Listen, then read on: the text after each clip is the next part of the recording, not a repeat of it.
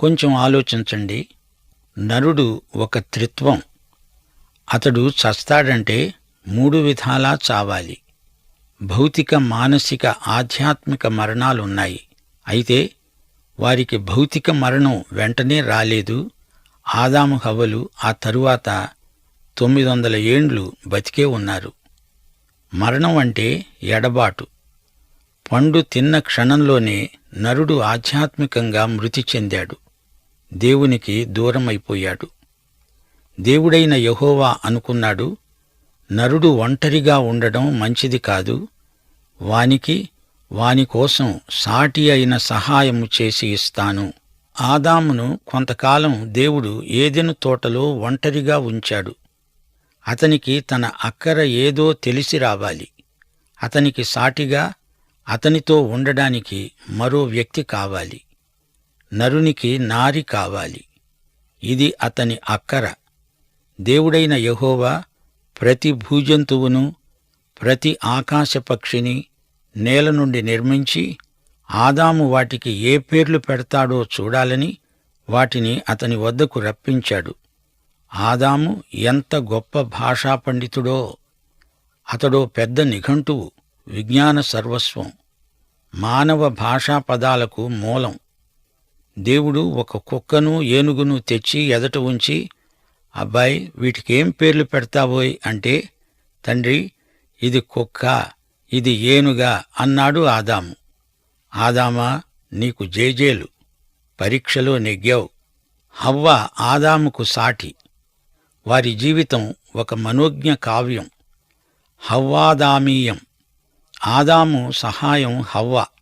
ఇద్దరి వ్యక్తిత్వాలు పరస్పర సంపూరకాలు. హవ్వ లేకపోతే ఆదాము సగమే. పురుషుడు ప్రశ్న, స్త్రీ జవాబు. అతడు లేక ఆమె లేదు, ఆమె లేక అతడు లేడు. ఇప్పుడు మనం ఆదికాండం 2వ అధ్యాయం 20వ వచనం వరకు వచ్చాము. జాగ్రత్తగా వినండి. స్త్రీ సృష్టి ఎలా జరిగిందో వాక్యము నుండి కొన్ని సత్యాలు మనము నేర్చుకోబోతున్నాము. దేవుడైన యెహోవా ఆదామునకు గాఢ నిద్ర కలుగజేసి, అతడు నిద్రించినప్పుడు అతని ప్రక్కటెముకలలో ఒకటి తీసి ఆ చోటును మాంసముతో పూడ్చివేశాడు. తరువాత దేవుడైన యెహోవా తాను ఆదాము నుండి తీసిన ప్రక్కటెముకను స్త్రీనిగా నిర్మించి ఆమెను ఆదాము నొద్దకు తీసుకొని వచ్చాడు. ఆదాము నుండి స్త్రీ తీయబడింది. స్త్రీ ఆదాము ప్రక్కటెముక గనుక ఆదాము ప్రక్కనే ఉంది. ఇద్దరి సమానత, సమత ఇందులో కానవస్తాయి. ఇద్దరిలో హెచ్చుతగ్గులేమీ లేవు. ఆదాము తలలో నుండి హవ్వ రాలేదు. ఆదాము మానసికంగా ఆమె కంటే గొప్పవాడేమీ కాడు. స్త్రీ అతని పాదములో నుండి తీయబడలేదు. ఆమెను అతడు అణగద్రొక్కటానికి వీల్లేదు. ప్రక్కలో నుండి ఆమెను తీశాడు గనుక ఆమెకు అతనితో సమాన ప్రతిపత్తి ఉంది. ఇద్దరి మధ్య మమత, సమత ప్రవర్తిల్లాలని దేవుని చిత్తం. హవ్వ ఆదాముకు అర్ధాంగి. దేవుడు అంటున్నాడు, స్త్రీలారా, మీ భర్తలకు లోబడి ఉండండి అంటే ఏమిటి? మీరు మీ భర్తలకు బాధ్యురాండ్రు. అతని ప్రేమ వైఖరికి ఈమె ప్రతిస్పందన. పురుషునిలో 2వ సగం భార్య. ఆమె లేకుండా అతడు సగం మనిషి. నా సోదరీ సోదరులారా, నా మాట నమ్మండి. హవ్వ అతిలోక సుందరి. అసలు స్త్రీలో ఏమైనా మార్దవం, అందం ఉందంటే అదంతా హవ్వ తల్లి నుండి సంక్రమించిన లక్షణమే. హవ్వ రూపం, గుణం అందమైనవి. ఆమెలో ఎన్నెన్నో అందాలున్నాయి. ఆమె బాహిర సౌందర్యం, అంతఃసౌందర్యం ఒకదానితో ఒకటి పోటీ పడుతున్నాయి. ఆమె అందాల దీవి, సుగుణాల రాశి. ఆదికాండం 2వ అధ్యాయం 23వ వచనం. అప్పుడు ఆదాము అన్నాడు, నా ఎముకలలో ఒక ఎముక, నా మాంసములో మాంసము. ఈమె నరునిలో నుండి తీయబడినది గనుక నారి అనబడుతుంది. హీబ్రూ భాషలో ఇష్ అంటే పురుషుడు, ఇషా అంటే స్త్రీ. ఈమె అతని అర్ధాంగి. అతడు ప్రశ్న, ఆమె జవాబు. పురుషుడు నాయకుడు, స్త్రీ నాయిక. దేవుడు అతణ్ణి ముందు సృజించాడు.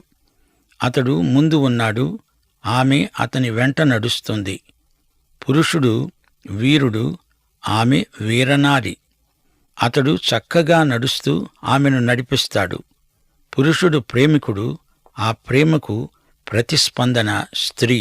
అతడే ముందు చెప్పాలి, ప్రియసతీ, నిన్ను ప్రేమిస్తున్నాను. అప్పుడామె బదులు చెబుతుంది, ప్రేమిస్తున్నాను అంటుంది.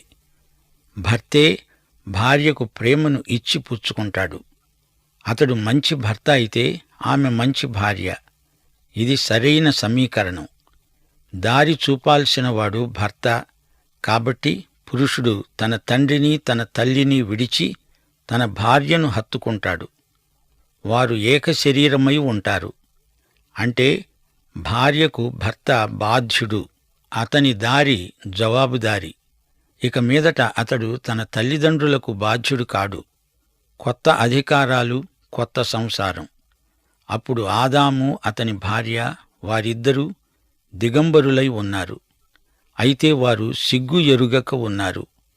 వారికి వస్త్రాలు లేవా? వారు వివస్త్రులా? నేనలా అనుకోను. వారికి మహిమ వెలుగు వస్త్రాలేవో ఉన్నాయి. స్త్రీ పురుష సృష్టిలోని ఆకర్షణ అనిదంపూర్వము, అనితర సాధ్యము. దేవుడు వీరిద్దరినీ జత చేశాడు. వీరు దంపతులు, భార్యాభర్తలు. దేవుడు వీరిని జతపరిచాడు. దేవుడు తన ప్రజలకు కొన్ని వ్యవస్థలనుగ్రహించాడు. వాటికి మనుషులు విధేయులవ్వాలి. వివాహము అట్టి వ్యవస్థ. పెండ్లి కానివారు వైవాహిక నిబంధనలను మన్నించాలి, పాటించాలి. దైవ నిర్ణయానికి తలవొగ్గాలి, తప్పదు. వైవాహిక నియమాలను నేడెందరో ఉల్లంఘిస్తున్నారు, శోచనీయం. కీర్తనలు 2:2. నేడు ఎందరో దంపతులు యుగళగీతంగా పాడుతున్నారు. మనము వారి కట్లు తెంచి పారేద్దాము రండి, బంధాలను మన వద్ద నుండి పారవేద్దాం పట్టండి అని చెబుతున్నారు. వైవాహిక నియమాలు దేవుడు పెట్టినవి. అవి మాకు వద్దు అంటే మాకు దేవుడే వద్దు అంటున్నారని అర్థం. ఆదిమానవుణ్ణి దేవుడు నేరుగా సృజించాడు. కాని నారిని అలా కాదు, పరోక్షంగా నరునిలో నుండి తీశాడు. స్త్రీ పురుషులలో ఉన్న భేదాలు విభిన్నత్వంలో ఏకత్వం. ఆమె శృతి, అతడు లయ. ఆమె సంగీతం, అతడు సాహిత్యం. అతడు మాట, ఆమె పాట. ఆమెను అతని కోసం సృజించి కానుకగా ఇచ్చి కన్యాదానం చేశాడు దేవుడు. ప్రథమ దంపతులారా, మీ కలయిక మాకు శ్రావ్య సంగీతం. ఈ అధ్యాయంలోని అంశాలు ఎంతో ఆసక్తిదాయకమైనవి. మానవుని సృష్టి, అతనికి నివాసయోగ్యమైన భూమి, అతనిపై దేవుడు ఉంచిన గురుతరమైన బాధ్యత, అతనికి దేవుడిచ్చిన సాటి సహాయం, స్త్రీ సృష్టి. ఈ అంశాలు అతి ప్రాముఖ్యమైనవి. భార్యాభర్తల గుర్తింపు. భర్తలారా, మీ భార్యలను ప్రేమించండి అనే దైవాజ్ఞ. సోదరీ సోదరులారా, మన సృష్టికర్త దేవుడు. అందుచేత మన అనుదిన జీవితంలో మనం దేవునికి బాధ్యులం. ఆయనకు లెక్క అప్పచెప్పాలి. ఈ అధ్యాయంలో మనం దేవునికి మానవునికి మధ్య ఉండవలసిన పరస్పర సంబంధాన్ని చూచాము. మానవుడు తన సృష్టికర్తను ఆరాధించాలి, దేవునికి సేవ చెయ్యాలి, దేవుని పట్ల ప్రభుభక్తిని చూపాలి. మానవుడు తనకు దేవుడిచ్చిన అధికారాన్ని దుర్వినియోగం చేయకూడదు. సామాజిక జీవితమందు ప్రభువును సర్వదా మహిమపరచాలి. ఇదే ఈ అధ్యాయమంతటిలో సందేశం. సరే, ఇప్పుడు 3వ అధ్యాయానికి వస్తున్నాము. ఈ అధ్యాయంలో సర్పం కనిపిస్తాడు. ఇతడు దేవుని వాక్యాన్ని ధిక్కరిస్తాడు. ఆదాము హవ్వలు సర్పవాక్కు నమ్మి పాడైపోయారు. మానవుని భవిష్యత్తును గురించి దేవుడు రూపొందించిన ప్రణాళిక, విమోచన సత్య సిద్ధాంత దర్శనం, ఇవన్నీ ఈ అధ్యాయంలో పొందుపరచబడినవి. ఆదికాండం 1-2 అధ్యాయాలలో నరుడు అమాయకుడు. అంతా పరిపూర్ణ దశలో ఉంది. దేవునికి మానవునికి మధ్య మంచి సహవాసం ఉంది. అయితే 3వ అధ్యాయంలో అపశృతి వచ్చింది. ఇక చూడండి, 4వ అధ్యాయం మొదలుకొని 11వ అధ్యాయం వరకు మానవత ఎలా చెడిపోయిందో కన్నులకు కట్టినట్లు కానవస్తుంది. అసూయ, కోపం, హత్య, అబద్ధం, దుర్మార్గం, అవినీతి, తిరుగుబాటు, తీర్పు అడుగడుగునా కానవస్తాయి. ఈ దుర్గుణాలన్నీ ఎక్కడి నుండి వచ్చాయంటారు? వీటికి ఉత్పత్తి స్థానమేది? ఈ పాపానికి అంకురం ఎక్కడ మొదలైంది?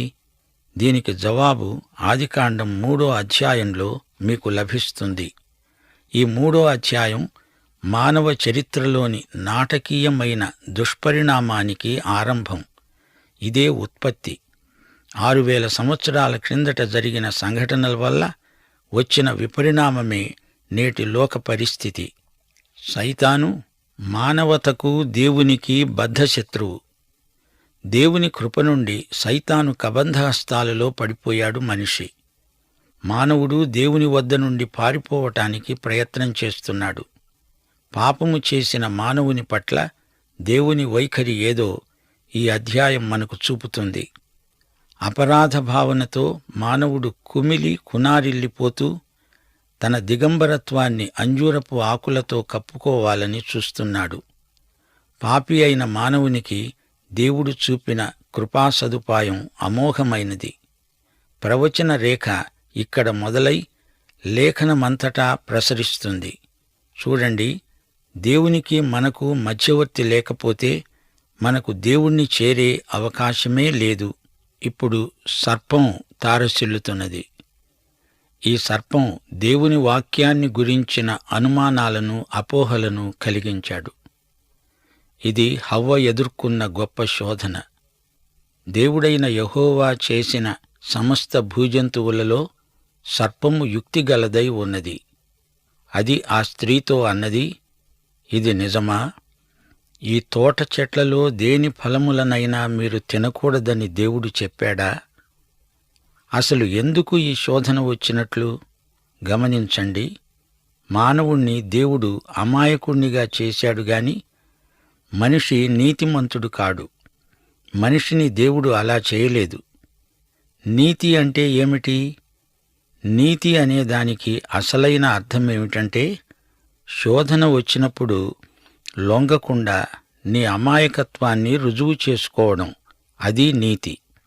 శోధన నిన్ను అభివృద్ధి చేయగలదు, లేదా నిన్ను నాశనం చేయగలదు కూడా. శోధన వచ్చింది అంటే ఈ రెండిటిలో ఏదో జరిగి తీరుతుంది. ఏదెను తోటలో ఉన్నంత మాత్రాన ఆదాము హవ్వలకు శోధనలు రాకుండా పోవు. శోధనలు విశ్వాస పరీక్షలు.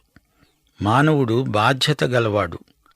అతడు తన దేవుణ్ణి మహిమపరచాలి, దేవునికి విధేయత చూపాలి, దేవుణ్ణి సేవించాలి, దేవుని ప్రభుత్వానికి లోబడి జీవించాలి. మానవుని సృష్టికర్త దేవుడు. మానవుడు తనను తాను సృజించుకోలేడు. దేవుడు నిష్కర్షగా చెప్పాడు, నీవు ఆ పండు తినే రోజున చస్తావు. తోటలో ఇదొక్కటే గాదు, ఇంకా అనేక వృక్షాలున్నాయి. ఏ చెట్టు పండైనా తినగలడు. ఈ చెట్టు ఒక్కటే ఉంటే అది శోధన ఎలా అవుతుంది? ఈ వచనంలో మనకు సర్పం తారసిల్లుతున్నది. ఈ సర్పం ఎక్కడి నుంచి వచ్చింది? అసలు ఈ సర్పం ఏదెను తోటలోకి ఎలా జొరబడింది? ఏమో, అది ఏదెను తోటలో మటుకు ఉంది, మనకు అక్కడే కనపడుతుంది. సైతాను సర్పాన్ని వాడుకున్నాడు. 2 కొరింథీ 11వ అధ్యాయం 14వ వచనంలో పౌలు ఇదే హెచ్చరిక చేస్తున్నాడు. ఇది ఆశ్చర్యము కాదు, సైతాను తానే వెలుగుదూత వేషము ధరించుకుంటున్నాడు. సైతానుని గురించి ప్రకటన గ్రంథంలో ఎక్కువగా చెప్పబడింది. ప్రకటన 12వ అధ్యాయం 9వ వచనం, సర్వలోకమును మోసపుచ్చుతూ అపవాది అని, సైతాను అని పేరుగల ఆది సర్పమైన ఆ మహాఘట సర్పము పడద్రోయబడింది. దాని దూతలు దానితో కూడా పడద్రోయబడ్డారు. ప్రకటన గ్రంథం 20వ అధ్యాయం 2వ వచనంలో కూడా ఈ సైతాను పేర్కొనబడ్డాడు. అతడు ఆది సర్పమును, అనగా అపవాది సైతాను అనే ఆ ఘటసర్పమును పట్టుకొని 1000 సంవత్సరాలు వానిని బంధించి అగాధములో పడవేశాడు. ఈ సర్పం మామూలు పాము కాదు, దీనికి విపరీతమైన దుష్టశక్తి ఉంది. ఈ ఘటసర్పం పుట్టుపూర్వోత్తరాలు యెషయా గ్రంథం 14వ అధ్యాయం, యెహెజ్కేలు 28వ అధ్యాయాలలో తేటగా చెప్పబడి ఉన్నాయి. ఆదికాండం 3వ అధ్యాయం 2-3 వచనాలు. ఆ స్త్రీ సర్పముతో అన్నది, ఈ తోట చెట్ల ఫలములను మేము తినవచ్చును. అయితే తోట మధ్య ఉన్న చెట్టు ఫలములను గూర్చి దేవుడు మీరు చావకుండునట్లు వాటిని తినకూడదని, వాటిని ముట్టకూడదని చెప్పాడు. ఈ సర్పం అసలెందుకు స్త్రీ దగ్గరికి వచ్చింది? పురుషుని దగ్గరికి ఎందుకు వెళ్ళలేదు? దేవుడు ఆదామును సృజించినప్పుడే చెప్పాడు, ఈ ఒక్క చెట్టు ఫలాలు తప్ప ఈ తోటలో ఏ చెట్టు పండ్లైనా తినవచ్చు. ఈ సమాచారం హవ్వ ఆదాము ద్వారా మాత్రమే విన్నది. అందుచేత సర్పం హవ్వ దగ్గరికే వెళ్ళడం జరిగింది. స్త్రీ మనస్సు స్వతహాగా మెత్తనిది, సున్నితమైనది.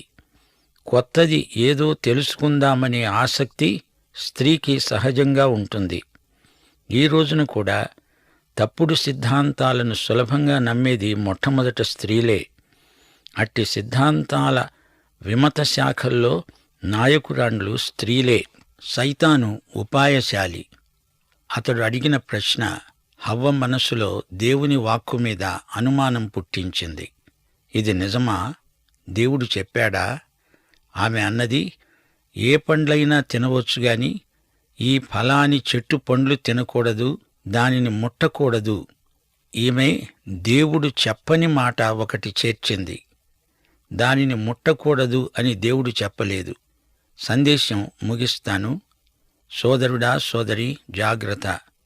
దేవుని వాక్యమును గురించి సైతాను చెప్పే అబద్ధాలు వినవద్దు, నమ్మవద్దు. ప్రార్థన చేసుకుందాం.